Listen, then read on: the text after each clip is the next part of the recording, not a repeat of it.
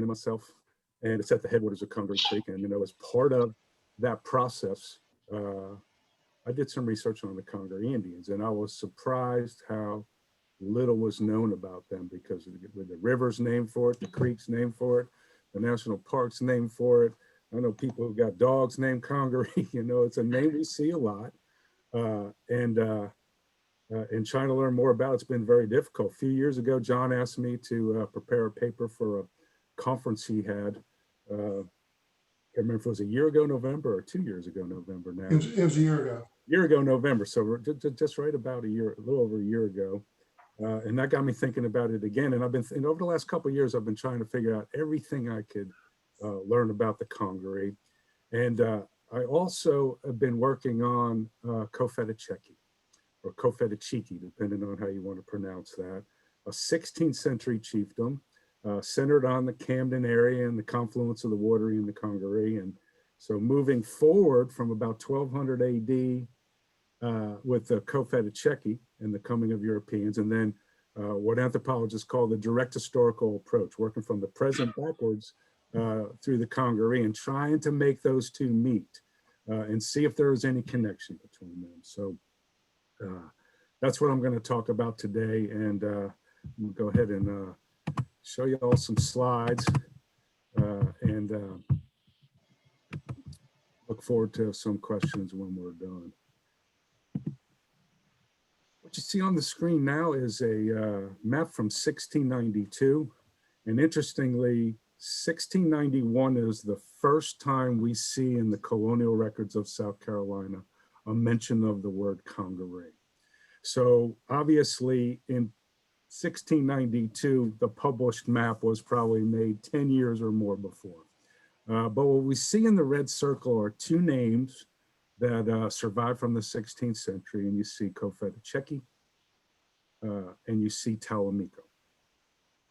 And Cofetacheki, I'll talk about a little later, was a chiefdom level society, many thousand people living centered on the Camden area, we think, and visited by no less than 3 Spanish explorers in the 16th century. And Hernando de Soto went to an abandoned town near the paramount town of Cofetacheki that he was staying in with his 600 men, called Talamico. And we have no idea what the word Cofetacheki means. We believe it is Muskogean, the language of the Creek Indians of Florida, Georgia, South Carolina, and Alabama in the colonial era. But Talamico we do know. Tal is town in that language, and Miko is chief. So that translates as chief's town. This map from 1708, 16 years later, also shows Cofetacheki, and it shows its proximity to Charleston. And it's in the colonial records of South Carolina from the folks who were centered in Charleston that we really get our best English documentary period information about Cofetacheki. Now, in 1670, a guy named Henry Woodward, a British guy, who has one of the most interesting histories you've ever heard of. You know, he is with William Hilton, who reconnoiters the coast of South Carolina in 1668. He's left with the Edisto Indians by himself, learns the languages, goes down to St. Augustine, gets in trouble with the governor, gets on a ship, he's shipwrecked. He makes it back to the Caribbean just in time to get on the 3 ships that found Charleston in 1670. So because he knows the languages, he's sent to Cofetacheki by the government to see what's going on. Within 2 years of that meeting, Cofetacheki disappears from the landscape. It disappears from the historical record. And it's a very complex question and answer about what actually happened to them. Some people say they became the Catawba. Some people say they became the Creek of Georgia. And so it's a very, very interesting question. And Chester DePrater, who has long worked on Cofetacheki, says clearly the people of Cofetacheki abandoned shortly after 1672. And my interest is because of the proximity of the Congaree, and there is a 19-year gap between the last Cofetacheki reference and the first Congaree reference. I wonder, do they become the Congaree? So that's what I'm going to talk about today. So what do we know about the Congaree is the first question. And Henry Schoolcraft published in 1854 a massive set of volumes on the history and statistics of the Indians of the United States. And in there is an essay by a Reverend George Howe, who lived along Congaree Creek somewhere or along the Congaree River. He wrote about the Congaree Indians in this massive publication, and he says, little is historically known, and he's right. Albert Gachet, who is a linguist at the Smithsonian with the Bureau of American Ethnology in 1884, complains, owing to the inactivity of local historians, ethnographic information on the North and South Carolina Indians is extremely meager and unsatisfactory. And I would agree with him today. Probably the best look we get, the best eyewitness account of the Congaree come from a British explorer, John Lawson, who, as you know, or may know, arrives in Charleston in late 1700. He leaves Charleston on Christmas Day, 1700. He goes up to the Santee River, and he ends up walking all the way the length of the Santee drainage, the watery drainage, the Catawba drainage, then gets on the historic Indian trading path to Virginia and makes his way out to New Bern on the coast of North Carolina.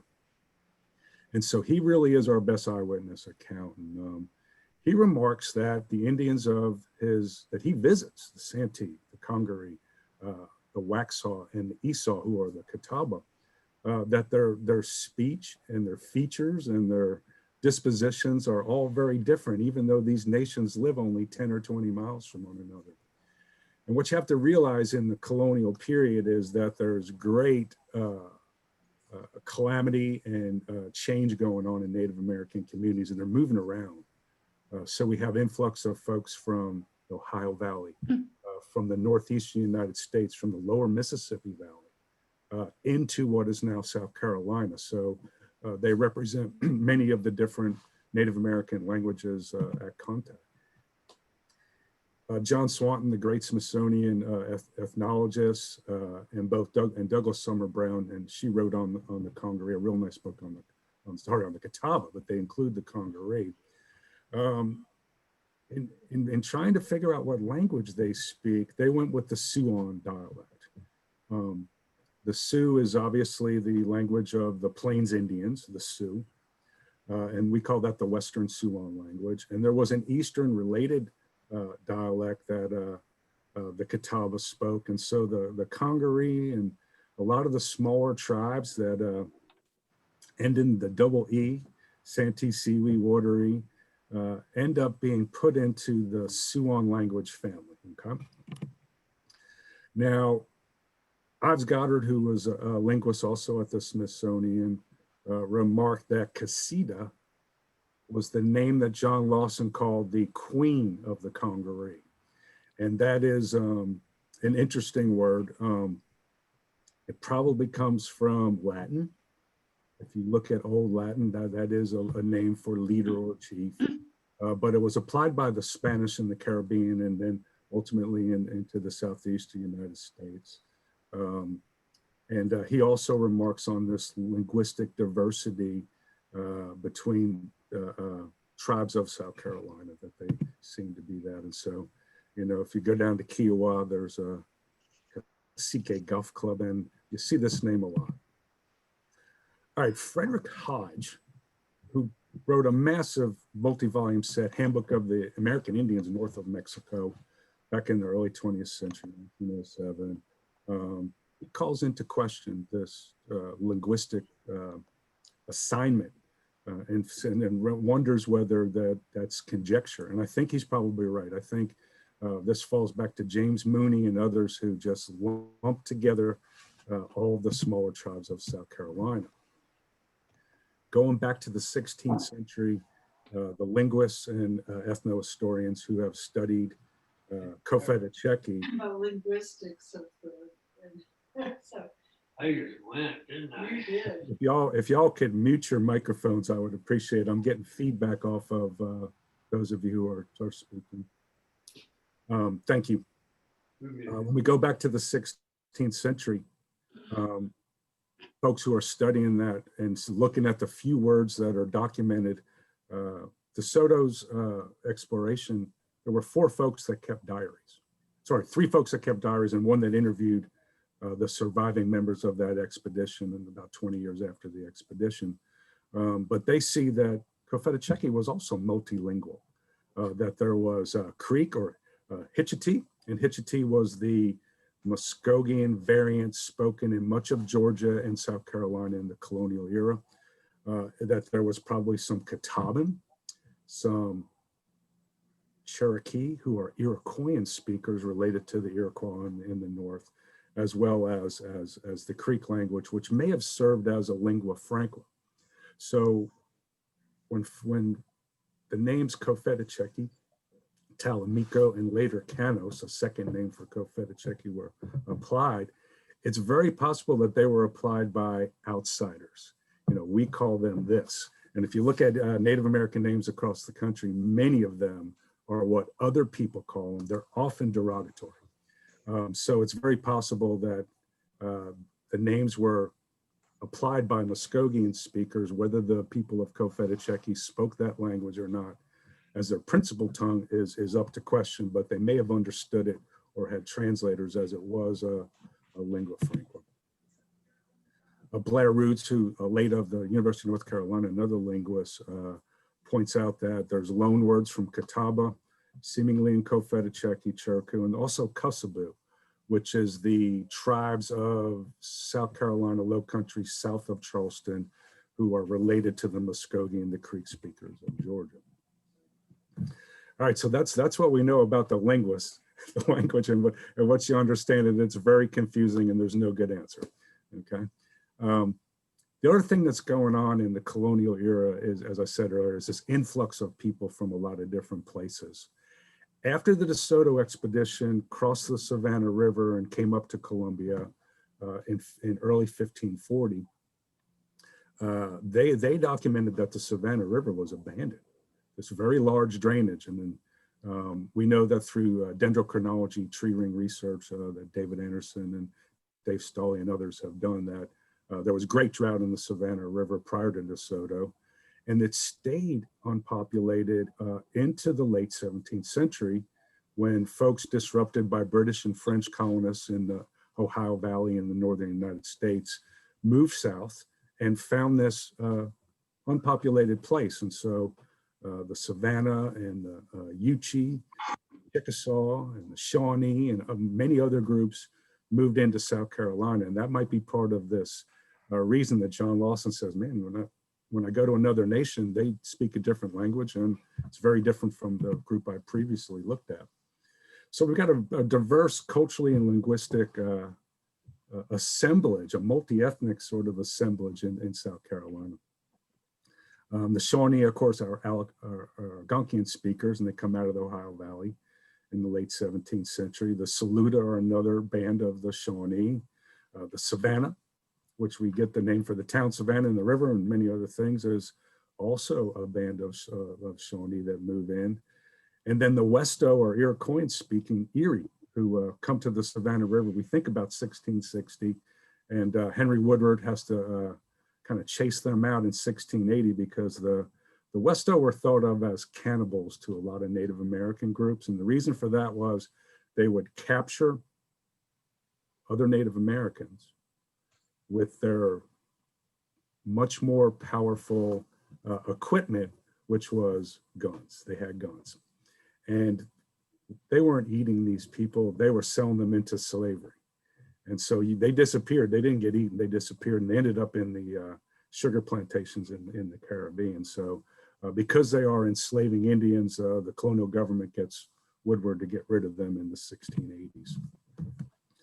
Chapman Milling wrote a great book. Its title is a little called Red Carolinians, which is probably not a politically title today, but he says, unfortunately for the historian attempting to trace the story of the Aborigines of the immediate section of eastern South Carolina, very little documents to go on. And so I keep complaining about this, but that's one of the last ones. Here is the last one. Charles Hudson, the ethnohistorian from the University of Georgia, passed away a few years ago. He says we're never going to learn much about the Congaree unless there's some fortunate situation where the archaeologists dig something up out of the ground or the ethnohistorians find some archival information that has not been brought to light yet. So that part is our difficult task. And that's what I've been working on for the last few years, trying to dig up everything possible. The folks that came before me had done this quite some time ago. And what they didn't have available to them was the internet. And so I've been able to pull some things together that either were not known 20 or 30 years ago or more easily accessed through the internet. All right, so what do we know?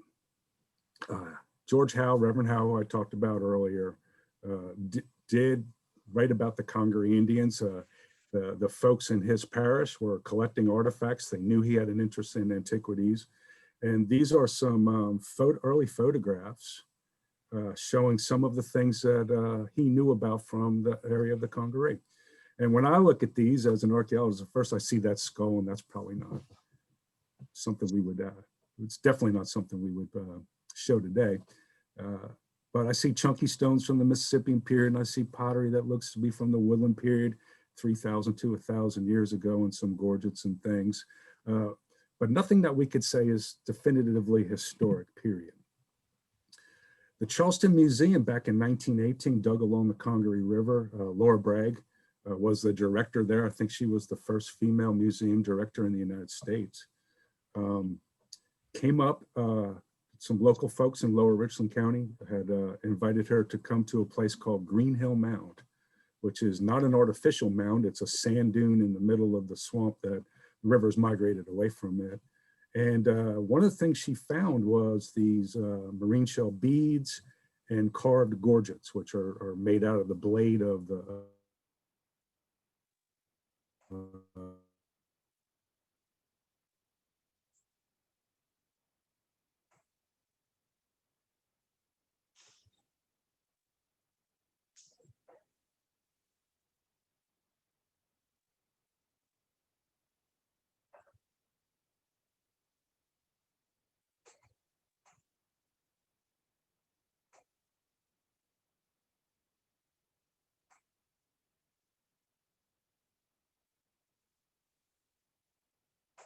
off. I get really bad feedback when.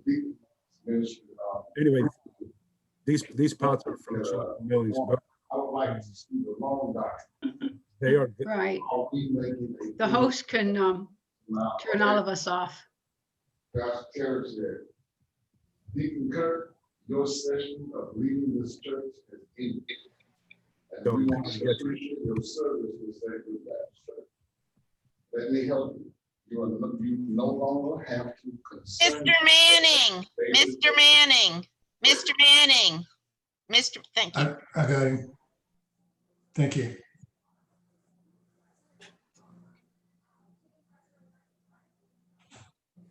Okay.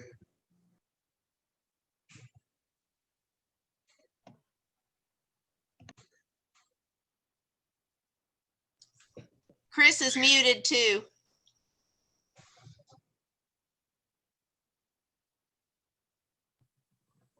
Okay, can you all hear me again now? Yeah, got you. Sorry about that. That's all right. I think I did that, John. All right, let me get back to it. All right, Chapman Milling has two pots in his book. They're old black and white photograph. And the Petey Indian Nation up in McCall, South Carolina, has these pots now. And I went up to look at them, and I was looking at them and thinking to myself, these really look familiar, and went back and looked at Chapman Milling's book, and these are these two pots. The one I'm holding on the right is what we call Etowah, so early Mississippi, and probably about 1100 AD, and the one on the left is a style that's about 1200 AD, so early Mississippian period. Well, what is the Mississippian period? Well, archaeologists define the period from about 1,000 years ago to European contact in the eastern United States as Mississippian. It comes from a site complex near East St. Louis called Cahokia, where we believe all of this got started. But it's a new society. It's a new subsistence strategy based on exotic cultigens, corn as the main one, and tobacco and squashes and beans. a new religion that worshiped the sun, and a more stratified and class structured society, what we call chieftain level society.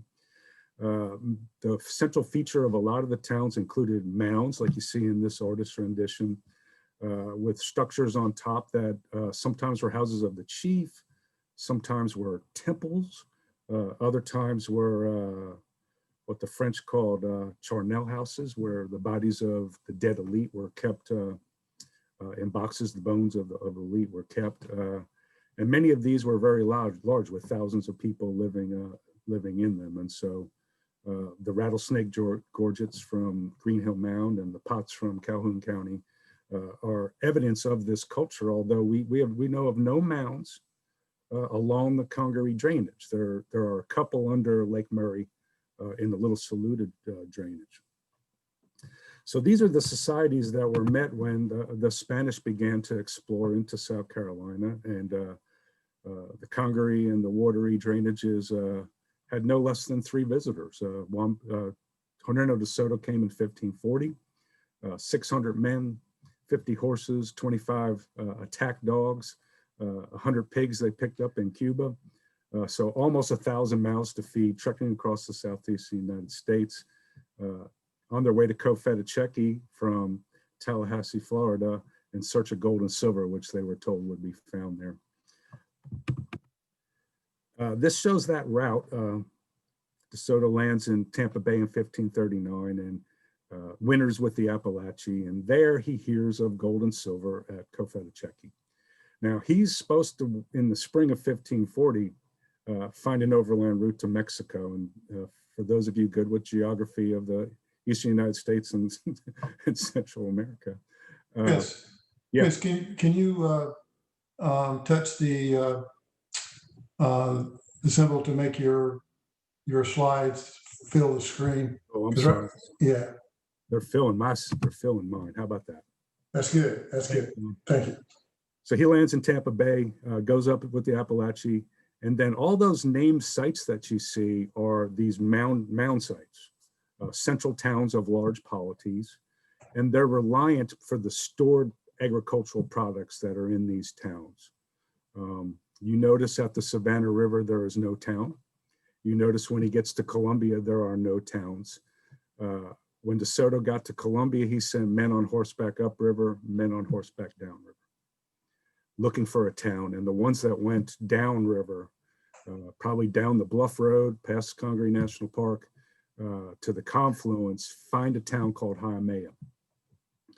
And I'm going to argue later that the Congaree are actually descendants of Hiamea, which was a town subject to the larger town of Cofetacheki. So we know that Cofetacheki was probably centered on a series of mounds in the Camden area. One is the famous Mulberry Mound. It's the largest of the sites there. But my colleague John Cable has recently written a book and argues convincingly that Mulberry is abandoned at the time of Hernando de Soto's visit, which makes us back to wondering, well, where is the paramount town of Cofetacheki at the time of that? So Cofetacheki is a name we hear quite often in the historic record. So perhaps near Mulberry. Other people have argued for different places over time. Steve Baker, who wrote about Cofetacheki in the early 1970s, has suggested that the Congarees were part of that lineage. This chief, Cota Chico, in 1670 visits Charleston, and a number of people have said that that is a Congaree name, including Steve Baker and Wes Tuxeray, who's another ethnohistorian. Gene Waddell of the College of Charleston has said that the Congaree are likely to have been part of the province of Cofetacheki, but not the principal one. And this is where I take my lead.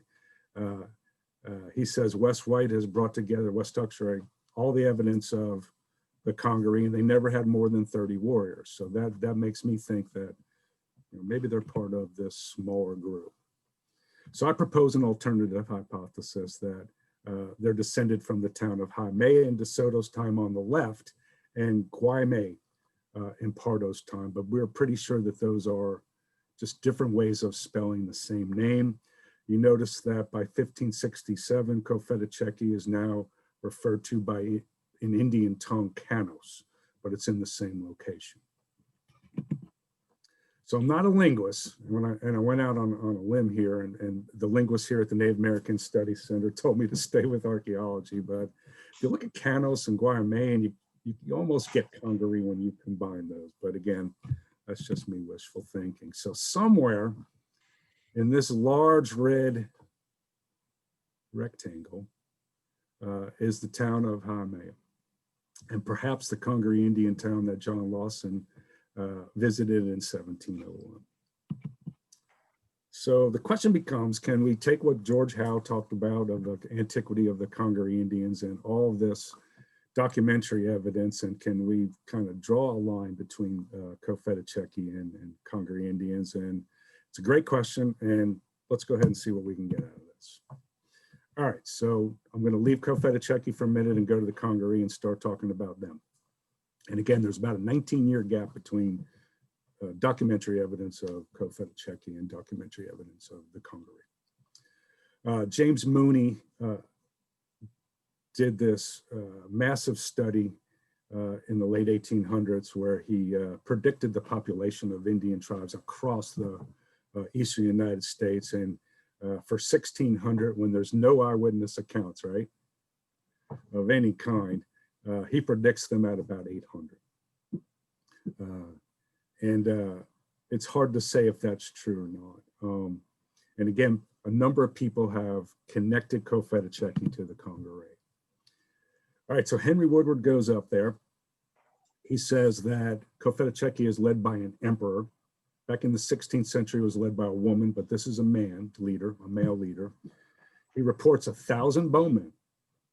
You know, so there's 1,000 warrior-aged men, and no telling what that population is when you include women and children, older folks, and things like that. So Woodward goes up and meets with this guy, convinces them to come to Charleston, and there was some delay in that, but eventually the leader, the emperor, the leader of Cofetacheki, would come to Charleston and meet with colonial officials. So Henry Woodward ends up being the last European to have documented Cofetacheki. Once Charleston was established as a colony,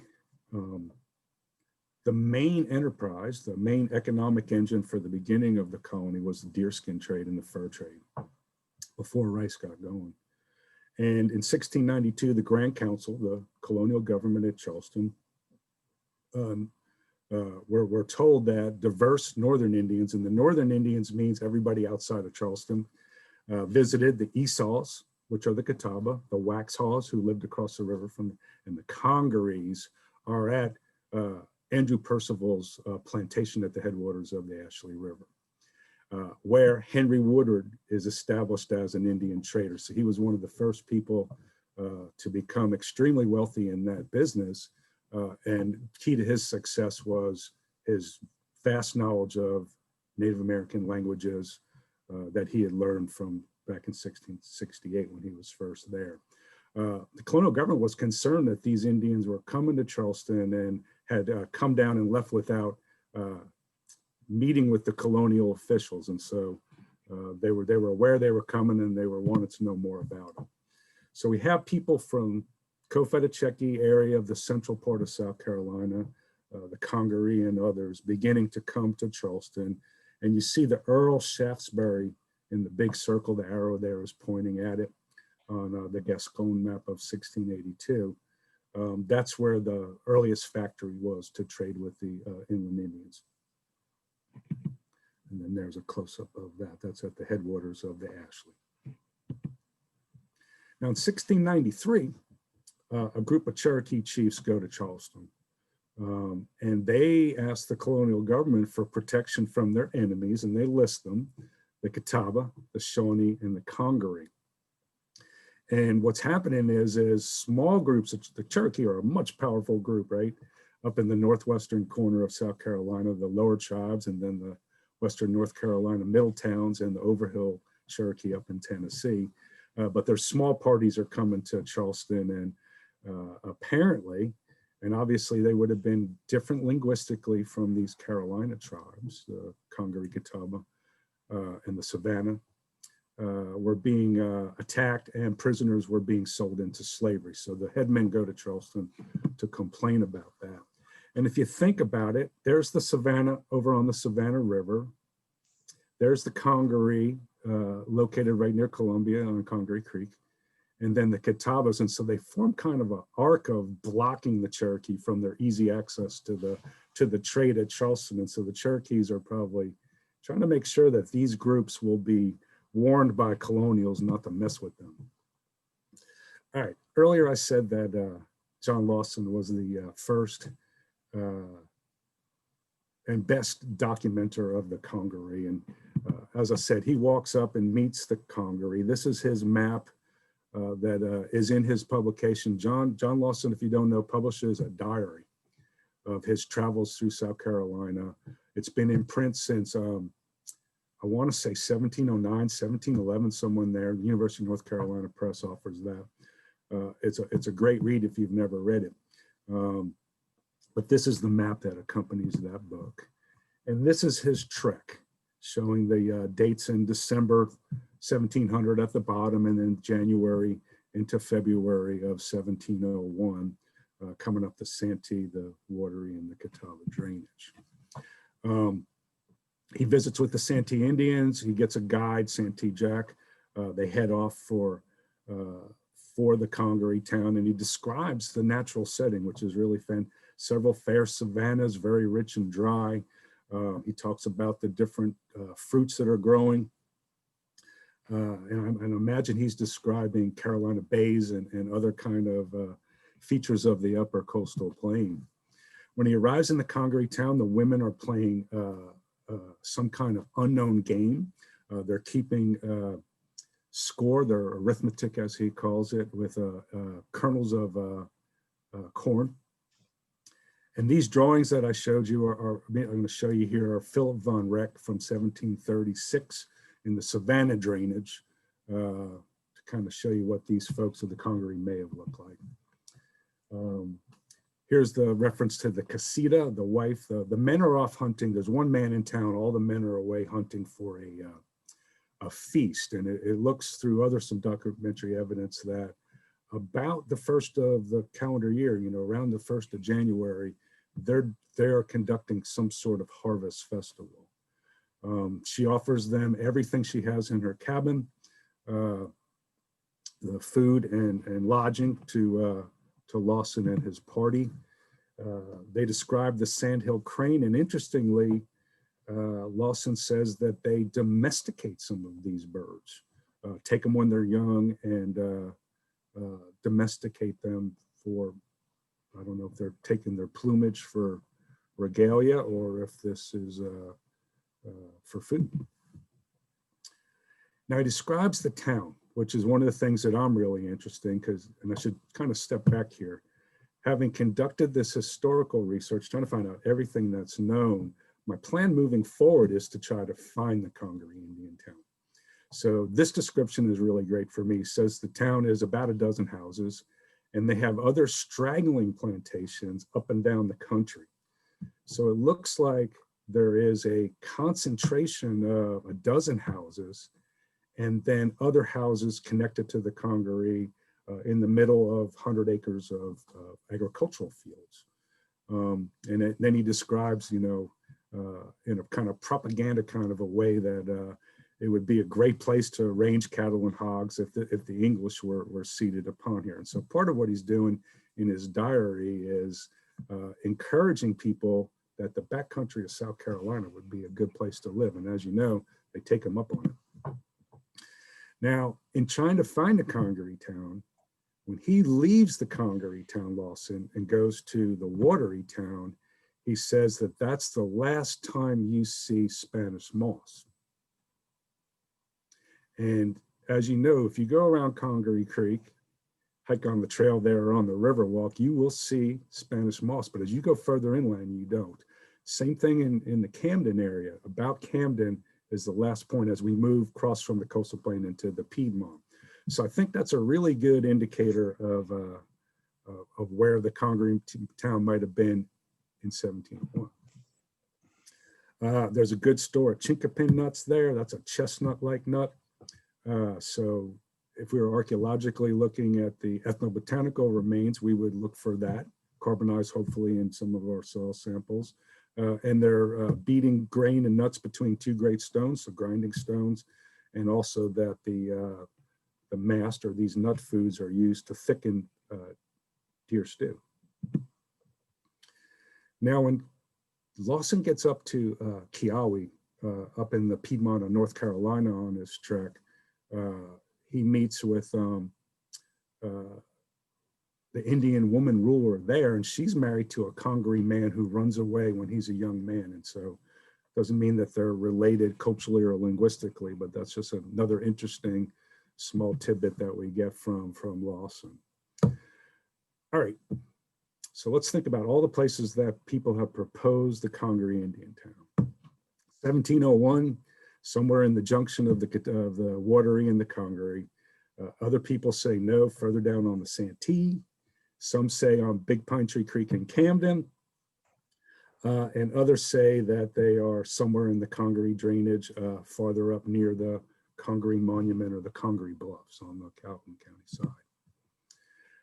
And Steve Baker has speculated on why they would have moved out of the Wateree drainage. And that's because the Wateree who are living up on the Yadkin River moved back down. We think that they were here, moved around, moved back down, and they may have pushed the Congaree up the Congaree drainage to the area around Columbia and Casey. In 1711, the colonial government at Charleston marches through South Carolina, gaining Indian warrior allies to go to North Carolina and put down an Indian insurrection there, known as the Tuscarora War. And so somewhere in Calhoun County they might be. Others say no on the Wateree and the Santee. So that one's confusing. Maybe there were multiple towns. So they head off and they're put in the Esau Company, which would be the Catawba. And this is one reason why I think people have speculated that the language was similar. So they're in this company of soldiers with the Santee, the Wateree, the Waxhaw, the Sugaree tribes. And there's the Congaree in the blue circle on the left. This is showing the trek that they took, come out of Charleston up to the Congarees, over to the Waterees, over to the PDs and the Shiraws, and then on up in the very upper right-hand corner is where they eventually went. So it looks like multiple locations for the Congaree then. Wes White says they're on the south bank of the Congaree in Calhoun County. And this map shows that my blue arrow circle has moved, but you see Congaree men over there. And so they go off and they're with the Wateree, the Waxhaw, and the Catawba as part of that war. There's an Indian census in 1715. The colonial government is trying to figure out where are all the Native Americans, how numerous are they, kind of getting a census of how many there are. The Congaree in the 1715 census numbered 22 men, total population of 40, and they're living with the Santee near the fall line of the Santee River. Now, as you know, the fall line is near Camden, which is on currently what Wateree River is, but that is known as the Santee drainage. Interestingly, the PD River is known as the Wateree in colonial times, and that's showing the Wateree moving back down. There's a possibility, there's a Indian old field, 500 acres laid out to Roger Gibson in 1747 around Gills and Mill Creek on the Richland County side, thought to be a potential location. Others say no, it's the Congaree lived adjacent to where the colonial Fort Congaree was built in 1718, although no one's ever found any evidence of that.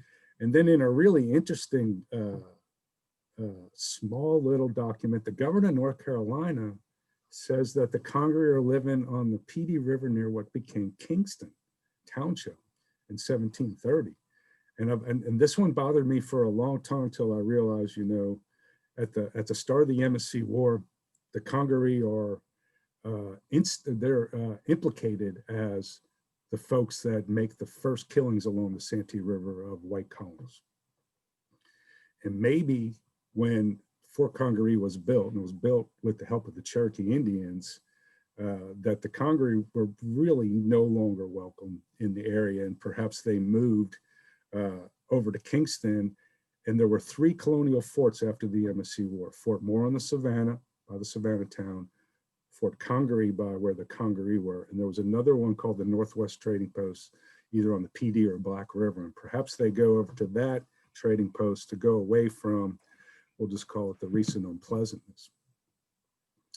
In the census, the Congaree are said to be living 120 miles from Charlestown. And if you scale that off, Casey falls very close to being 120 miles distant from Charleston, but so do other locations. So in the MSC War, the Congaree are part of that. They're said to have murdered John Hearn down on the Santee River near Goose Creek. And then also a guy named Captain Barker was sent with 100 horses and men to enlist the Congarees in the colonial side, and he is killed, and many of his men are killed, and the Congaree are implicated in that as well. Following the MSC War, the Etowah Indians, who lived very close to Charleston, turned a number of Congaree and Santee Indians over to the colonial government. As late as 1717, they were still imprisoned in Charleston, but probably eventually went to the Caribbean. If you read the documents after the MSC War, the MSC will, or the Congaree will be said to be extinct. And whether that's wishful thinking, propaganda, we would call it fake news today, this is what is documented in the British Public Record Office in London. But what we know is that they survived, at least in small parts, beyond the MSC War. This is the document of placing them over in Kingston. So maybe they move over here, and that's why they disappear at the time of the building of Fort Congaree, which, as I said, is assisted by the Cherokee, and it's actually for the Cherokee trade. So what we would have had would be Native Americans who were still walking around with bows and arrows, but also wearing Indian blankets like you see in Von Recht's drawing from 1736, outfitted with the trade gun, as you see in the middle picture here. And the guy on the right is wearing silk stockings and is smoking a ball clay pipe made in England or France or Belgium. So they're beginning to become assimilated in, particularly in terms of European material culture. Now in 1736, the Congaree, the survivors, go to live with the Wateree and the Catawba Nation, as do many of the small tribes. The Chiraw go there, the Coosa go there, some of Yemisi go there, the Sugaree go there, and so too do the Wateree and the Congaree. And this is the deerskin map presented to the British colonial government by a Catawba headman in 1721. And it shows the social landscape. It shows, let me go to the next slide. It shows Nassau Town in the center there. And if you notice that all roads lead to Nassau Town, except for the Chickasaw and the Cherokee that can go around and make their way to Charleston on the left there. And the Wateree, where the Congaree live, is the closest town to Charleston. And so I think that reflects their previous location. And all of these tribes are coming to the Catawba Nation for strength in numbers as Europeans are moving into Fort Congaree and Saxagatha and beyond. And so the remaining Congaree become part of the Catawba Nation as they're declining in numbers after the MSC War. James Adair reports on Governor Glenn's comment in 1743 that there's over 20 different dialects spoken in the Catawba Nation. So you would have Iroquois and Muskogean, Siouan, perhaps even Algonquian language being spoken there. And the Congaree is one of the named groups that are there. And so the Indians of the Carolinas, the Westos and the Occaneechees were slavers. They came in each direction. That's probably what pushed the Wateree down into the Wateree Valley displace the Congaree, up the Congaree Valley, and eventually everybody is on their way to living with the Catawba, where they somehow survived the Trail of Tears. Maybe they're too small. One of the last references that we see is that Stephen Creel, who lives in Saxagatha, says that some Cherokees killed some Congarees. And that's pretty late, because that's long after we would think most of them had gone to the Catawba. And this shows Stephen Creel living down in Calhoun County, and then the old garrison Fort Congaree up there. The road to the Catawbas led from Fort Congaree up through the watery town in Camden to the Catawba Nation up above, and the landscape was dramatically changing in the 18th century. One of the last times we hear of the Congaree is that there is a Congaree Jimmy who is a Catawba headman in 1760. There's also a Congaree Jamie listed amongst a number of folks who won another commission, the worn out piece of paper that commissioned them as colonial soldiers. And then in 1766, the Congaree are thought to be part of the Catawba Nation. But after that, it's pretty much the last we hear of them. By mid-century, we see the English corporation there and the Congarees in the center. The Hearns are there on the Santee. Those are the folks the Congaree attacked and killed at the beginning of the USC War. But the smaller tribes of South Carolina are basically assimilating and coalescing and becoming part of the Catawba. So it's a sad period of these tribes becoming silent and invisible. And then I go back to Chaplain Milling for my final slide, and he says, although unimportant from frontier diplomacy, they present a lot of interesting features for the ethnologists and certainly the archaeologists. And says all that remains to us now is the paragraph on the page of history and the musical name and their majestic river. So that's the end of my slides. I'm going to stop sharing my screen here. Hope I didn't talk too long for all of y'all. And John, at this point, I can turn it back over to you or take questions, whatever. Yeah, does anyone have any questions for Chris?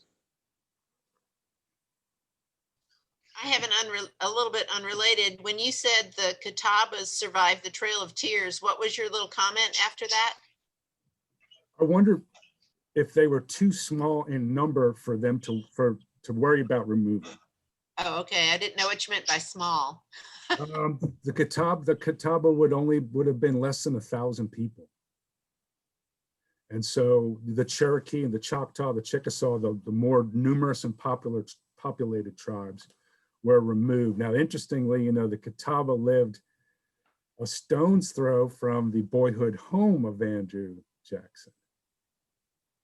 So it's possible that they were not removed because of that, but they do survive that somehow. It may have been because, after the initial days of the USC War,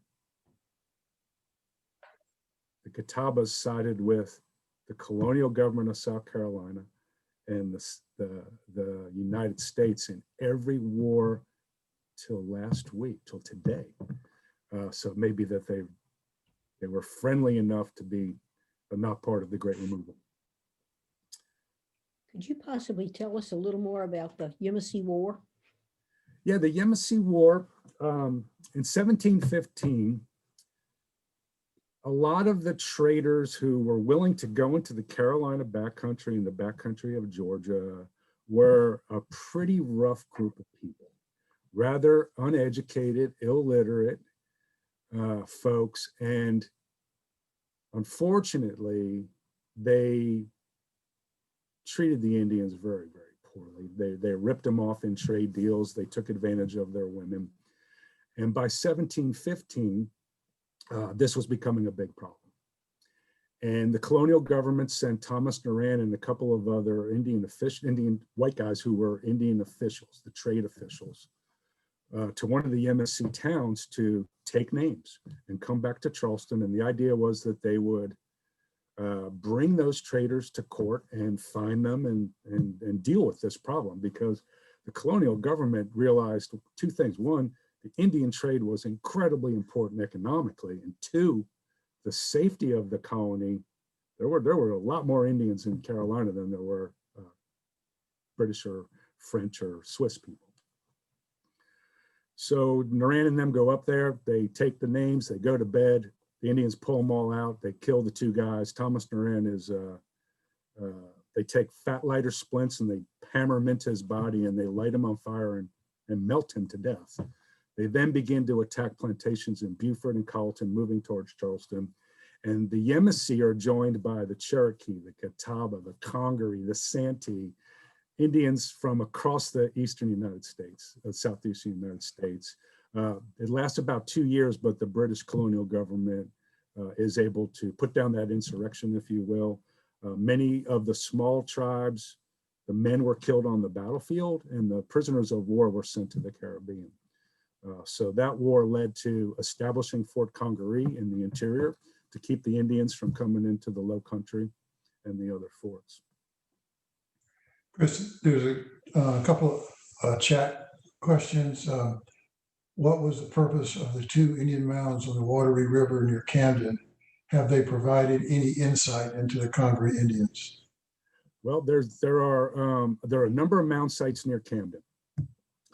William Blanding documented 9 mound sites in 1806 on the Wateree River, and unfortunately, large numbers of those are gone. Those mounds, we think, ethnohistorians, historians, and archaeologists, are part of the large province of Coffetacheki, which at its height may have ruled from Asheville, North Carolina, all the way to Charleston. Those sites are pretty much abandoned by decades after the Spanish coming, although the Emperor of Coffetacheki is visited by Woodward in 1672, but are probably much reduced by warfare, disease, disruption through time. What I'm trying to make the connection is, from those mounds, did those portions of those people become the Congaree? And I think that that town that's subject to Coffetacheki at the confluence of the Wateree and the Congaree River, I think they become the Congaree. Fortunately, I don't have a lot of evidence to prove that. I've got to go out and do some archaeology on these towns and see if what I'd want to see is the pottery similar, the low-fired earthenware pottery similar from the mound sites on the Wateree to what the Congaree are making. Okay, Chris, another question. Is there mention of a Pine Hill tribe? Oh gosh, that's a great question. And I meant to talk about that, but I could have kept you here all day. The Pine Hill tribe is a state recognized tribe. And they were living on Fort Jackson when the United States Army bought the land that Fort Jackson is now on. So they were displaced. If you think about it, that is in the heartland of Coffetacheki, and it's also in the heartland of the Congaree Indians. And the chief of that tribe is Michelle Wise Mitchum, and they're trying to figure out if they're Congaree. One of their ancestors is John Fields. He signed the Treaty of New Echota over in Georgia, so he's Cherokee. But they know so little about their history. You know, we have early disruption by Europeans in places like South Carolina. The censuses did not include Indians between 1790 and 1840. The slave code of 1740 enslaved all Native American people who weren't free. So they become very invisible, and they're trying to kind of put their history back together. Another question. You mentioned there were very few mounds in the Midlands other than those found under Lake Murray. Is there a road on a hill in Columbia close to Gill Creek and Garner's Ferry Road?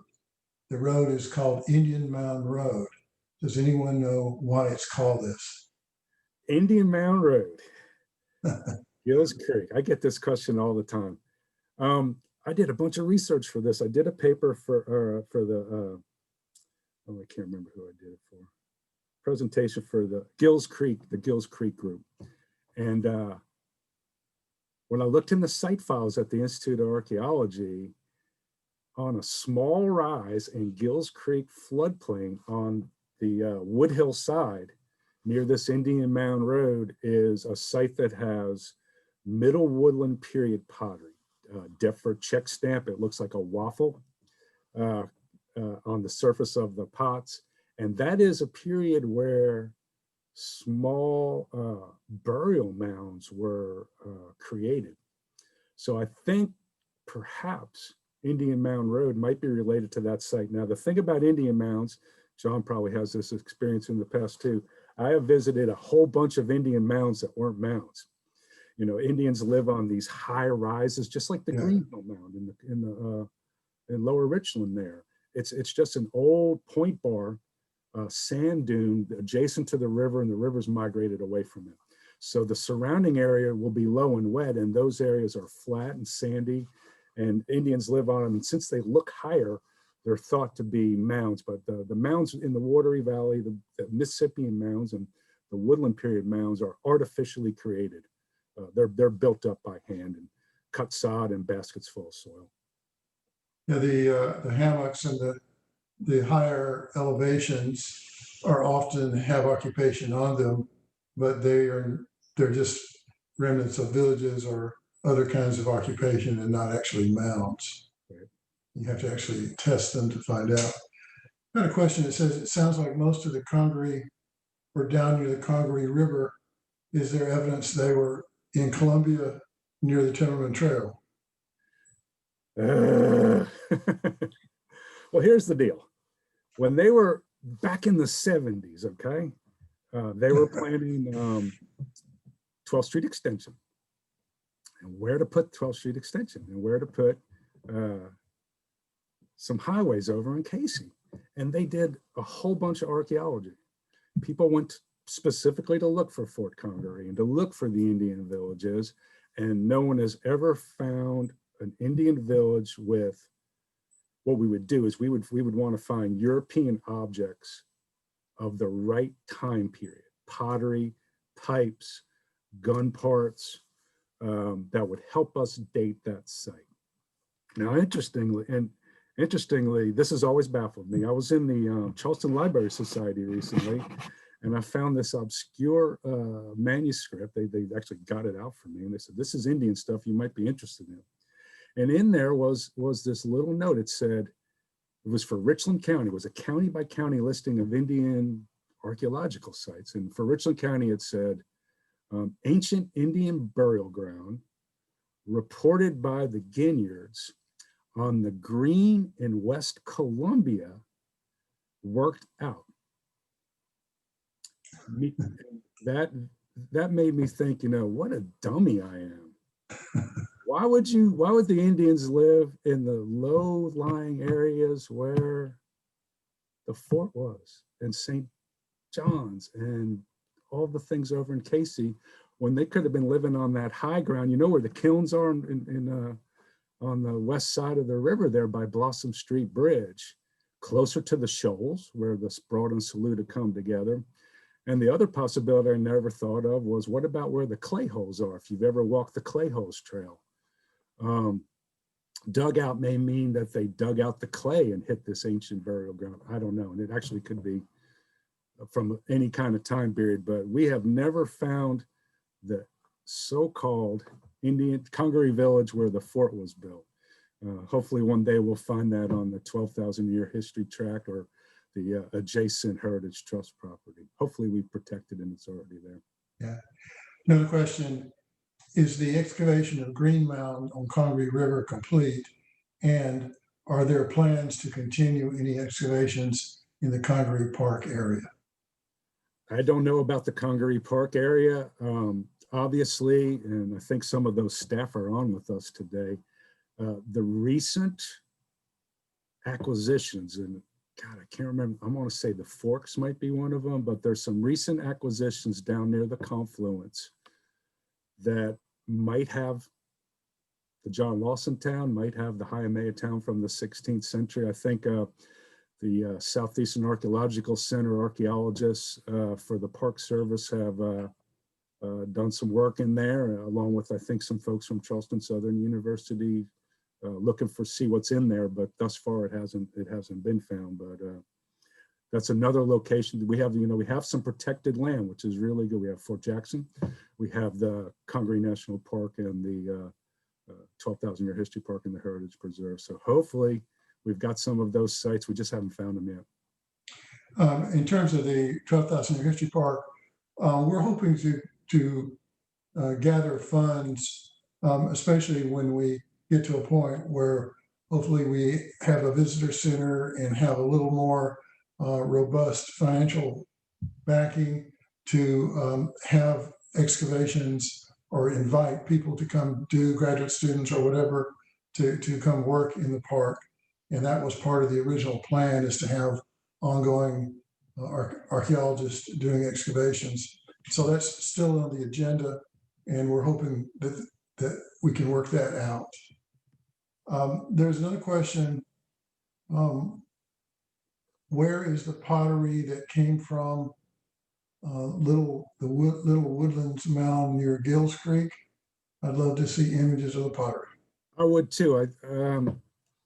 It's at the Institute of Archaeology and Anthropology that curates the collections for South Carolina, and I have not gone in and looked at those.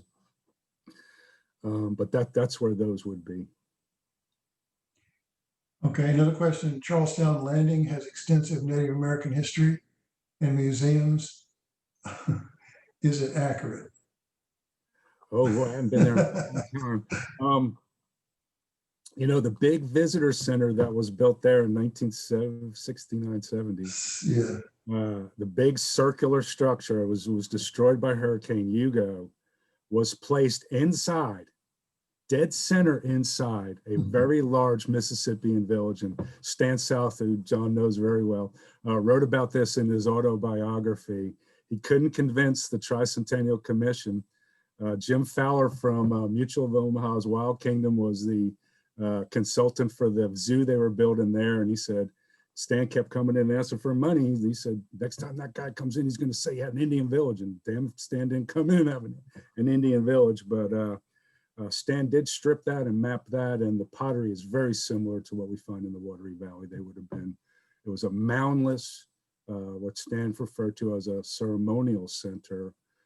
As far as the interpretation there, I would expect it's fairly accurate.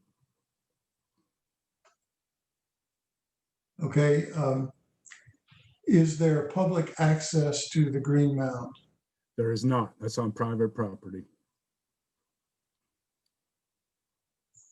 Okay. Were excavations made at the site of the Westinghouse property during the preparation of that site, and was anything found there?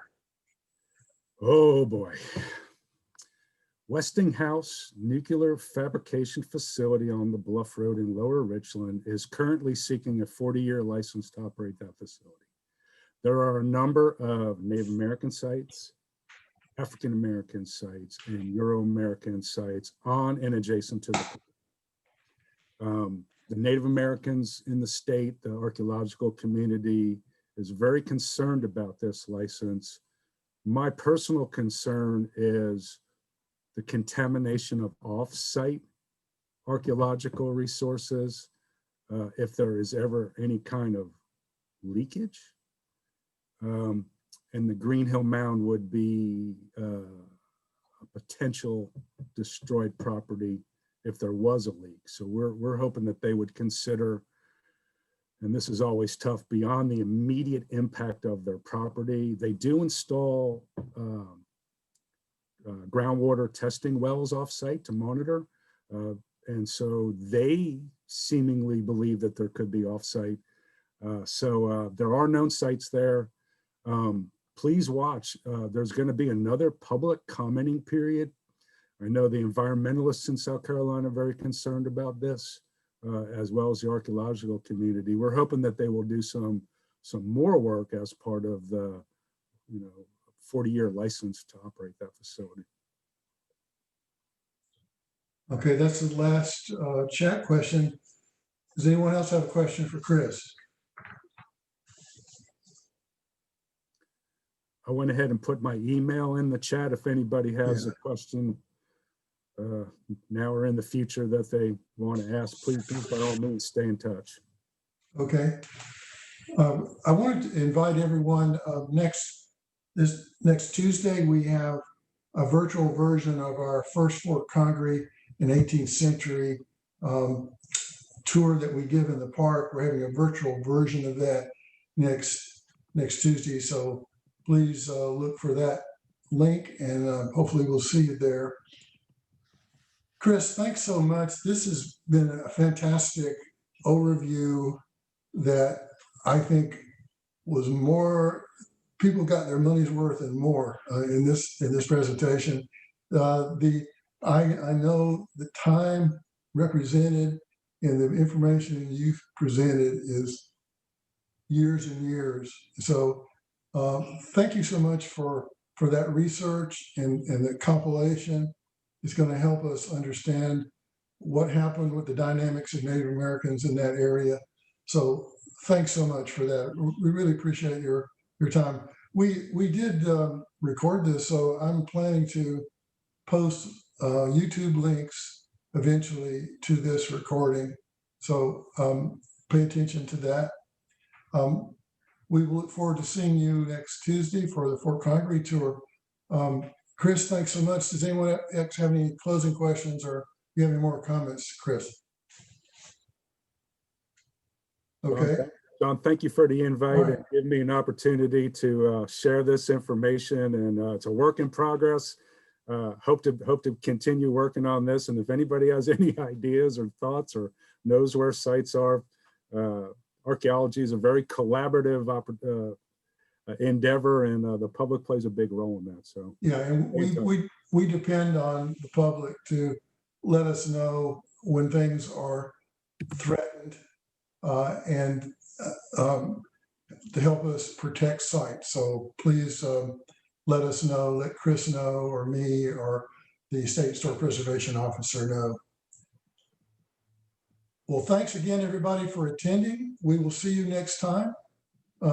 Everyone take care, stay safe. Bye-bye.